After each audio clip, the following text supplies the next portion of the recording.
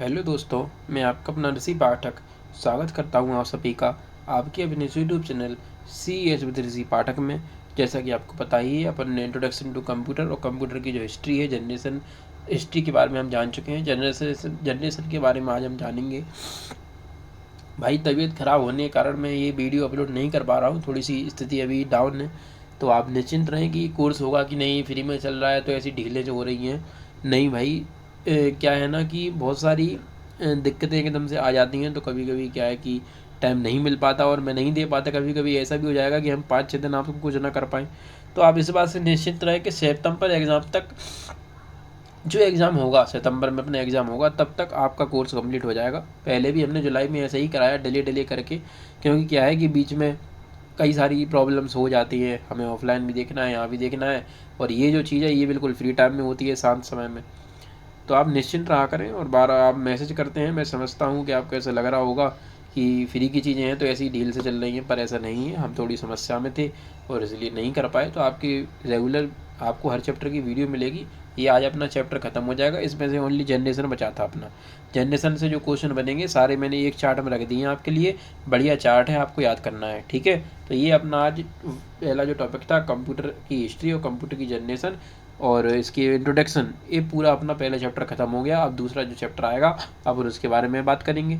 ये आज अपन उसको ख़त्म करेंगे।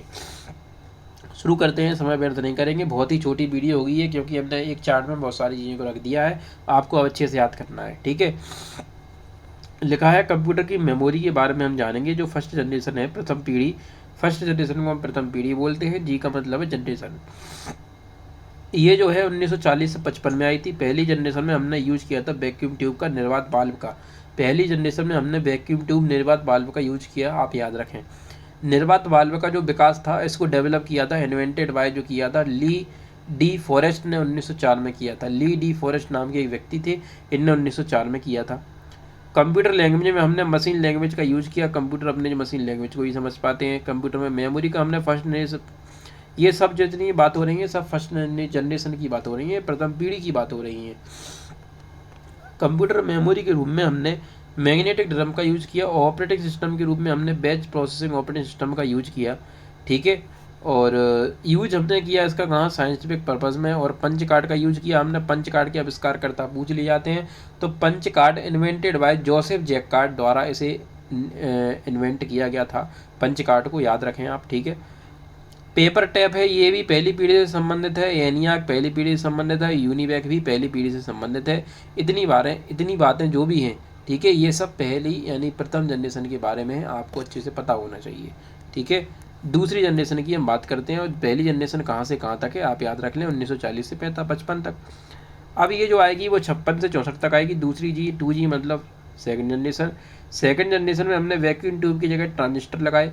असेंबली लैंग्वेज का यूज किया, और मेमोरी के रूप में हमने मैग्नेटिक कोर का यूज किया। ऑपरेटिंग सिस्टम हमने टाइम शेयरिंग ऑपरेटिंग सिस्टम को चलाया, यूज किया कॉमर्शियल पर्पज़ में। कौन कौन से इसमें हमारे कंप्यूटर आए थे आपको पता होना चाहिए। अभी आपको हम बताते हैं, आपके सामने लिखे हैं। IBM 1401 लिखा है, ठीक है। और यूनिवैक 1108, हनीवेल 200, ये जो कंप्यूटर हैं दूसरी जनरेशन के कंप्यूटर हैं। पूछ लिया जा सकता है ट्रांजिस्टर जो है अपने, इसका आविष्कार किसने किया था, तो विलियम शॉकले ने किया था। याद रखें, ट्रांजिस्टर का आविष्कार विलियम शॉकले ने 1947 में अमेरिका में किया था, ठीक है। इसमें हम मैग्नेटिक कोर जो लिखा है, ऐसे हम चुंबकीय ड्रम या चुंबकीय टैप हिंदी में बोल सकते हैं, ठीक है। तो कोई दिक्कत नहीं है, मैग्नेटिक कोर लिख दिया।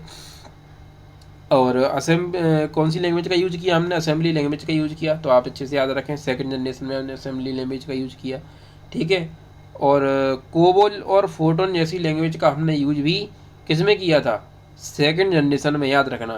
कोबोल एवं फोटोन जैसी उच्च स्तरीय भाषाओं का यूज जो है वो सेकंड जनरेशन में ही हमने किया था, ठीक है। आगे देखेंगे क्या लिखा है, और कुछ हमें याद आएगा तो हम आपको बता देंगे, तो आप निश्चिंत रहें और अच्छे से आप याद किया करें जो भी हमने पढ़ाया है आपको।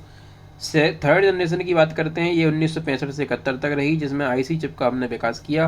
और पहली IC चिप है MIC यानी medium scale integration. Fourth generation में VLSI, इसका अपडेटेड वर्जन, इसका भी अपडेटेड वर्जन ULSI यानी ultra large scale integration. VLSI मतलब वेरी लार्ज स्केल इंटीग्रेशन, और MSI मतलब ये जो लिखा है ये है मीडियम स्केल इंटीग्रेशन। लैंग्वेज के रूप में हम हाई लेवल लैंग्वेज का यूज करते हैं, मैग्नेटिक कोर का ही यूज करते हैं, मल्टी प्रोग्रामिंग का यूज करते हैं, मल्टीपल एप्लीकेशन का हम इसमें यूज करेंगे, और IBM सिस्टम का इसमें हम कंप्यूटर यूज कर रहे थे। फोर्थ जनरेशन जो 1972 से 89 तक है।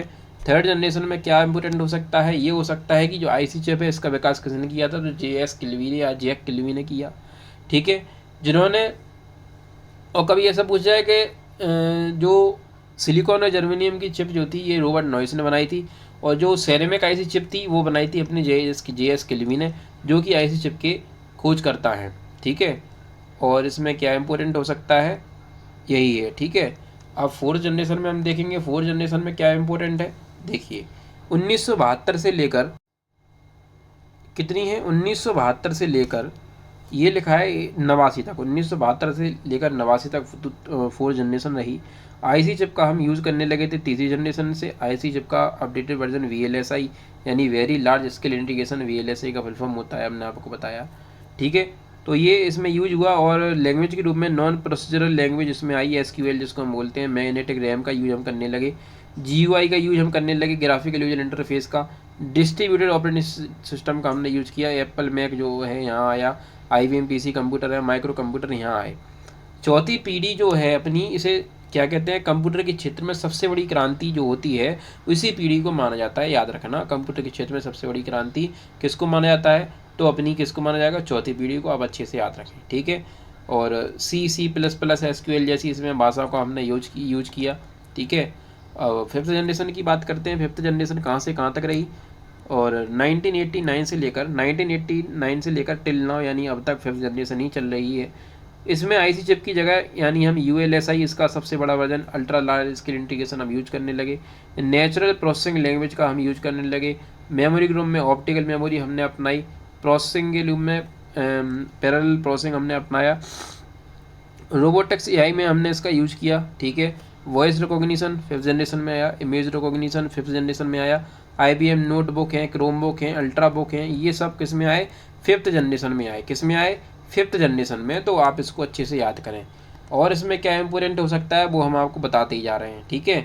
तो यही अपना इम्पोर्टेंट है इसमें, और इसमें कुछ है नहीं, अगर जो भी होता है तो मैं वैसे आपको बता देता हूँ। बाकी हमने आपको सारी चीज़ें बताई हैं, आपको उनको याद करना है, ठीक है। कुछ लोग क्या होता है ऐसी हवा में बातों को निकाल देते हैं, भैया ऐसा ना करें, अच्छे से याद करें, ठीक है। तो अपना बेड़ा पार हो जाएगा अगर आप अच्छे से याद करते हैं तो, और इससे बाहर अपना वैसे भी कुछ नहीं आएगा, यही आएगा।